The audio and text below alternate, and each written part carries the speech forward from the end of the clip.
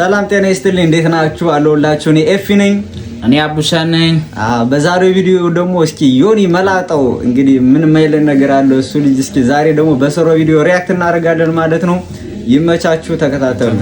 ወደ ቪዲዮ መቅረት ያለባችሁ ስድቦች ፓርት 1 የመጀመሪያው መሀይም። ማንንም ፈልጉ መሀይም የሆኑ የለም። እንዲፈልጉ መሀይም የሆኑ ሰዎች ደደብ ነው የሚባሉት እንጂ መሀይም አይደሉም። ግን ደደብም አይባልም እና ሳይማር ያስተማረን ቤተሰብ እንደዚህ ምንንቅ ከሆነ ላይክ ያልተማረው ሰው ዝም ብለህ መሀይም ብለህ ስትሰድብ የራስን ፋሚሊ እንደሰደብክ ነው። ምክንያቱም ዲፕ ስቴድ አልተማሩም። እውነቱን መነጋገር ከፈለግን መሀይም እንዳትሉኝ ነገራችን ላይ ምክንያቱም ያው ቢጠና ወይ አያታችን ወይ ቅድመ አያታችን ያው እንደዚህ ያልተማሩበት ደረጃ ሊኖር ይችላል። what ሲጀመር መቅረት የሌለበት ነገር ቢኖር ማይ የሚባለው ነገር ሲጀመርም እንዴት ማይ የሚሰው ልጅ ይባላል አይባልም።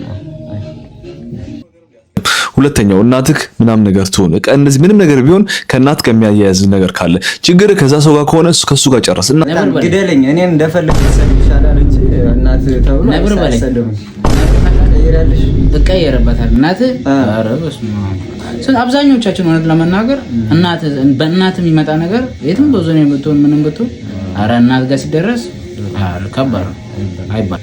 በተለይ እንደ ወንዶች ጋር ነው እንደዛ ነገር የሚሰማው። ሶስተኛው መላጣ ግን አንዳንድ ሰው አለ እንደ መላጣ ሲባል የሚከፋው እንደ መላጣ ወይ ግንባራ ምናምን ነገር ሲባል ቀኑን ሙሉ ሲያለቅስ ነው የሚውለውና ለኔ ደስ ይለኛል። ግን መላጣ ስብያላችሁ ሰው አትሳደቡ። መላጣ ምሁር ነው።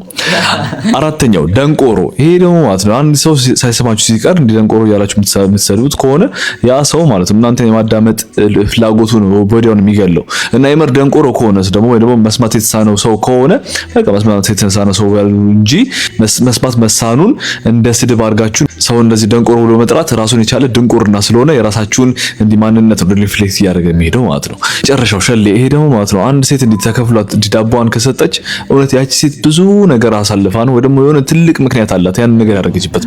አብዛኛው ገንዘብ ለማግኘት በኖረው ምክንያት ስለሆነ ያው ሸሌ ተብሎ እንኳን መሰደቡ ትንሽ ይከብዳል። ያው ስለምናውቀው ነው አብዛኛው ታሪኩ።